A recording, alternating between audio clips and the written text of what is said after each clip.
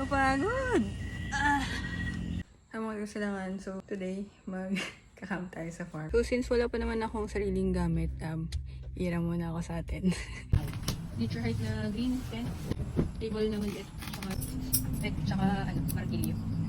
So, andun na yung gears natin. Very minimal lang.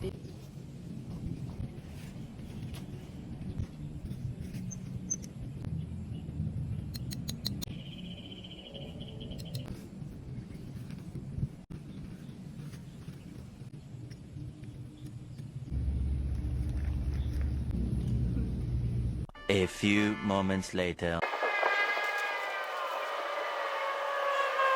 An eternity later.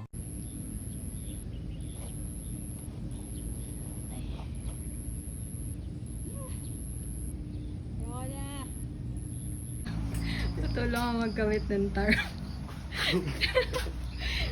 Ayan na po si Toto to the rescue. Bakit pag kayo ni Jun, wala pang 2 minutes? Nakatayo na kagad. Finishing touch. And ano yung tarp? Thank you, Toto. Thank you for keeping me company tonight. Make way! I know if I cannot go where I long to be. Good night. Morning. So, basa siya. Not because of rain, pero dahil sa hamog. Ito po yung niya. Thank you. Higa dito. Magpapak na tayo dapat ng mga gamit. Kaso si Lord tinetest talaga tayo eh. Ang lakas ng ulan this morning.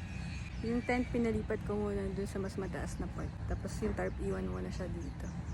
Hindi ko sure kung like titigla siya mamaya pa or hanggang bukas. Pero iwanan muna natin tong tarp. It has been a challenging day/night.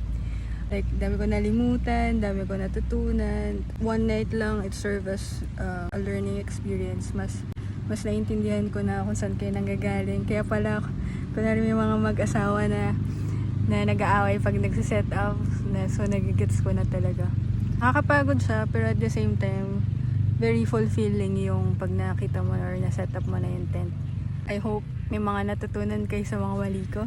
And if you are a beginner just like me, open itong farm for you guys, for us.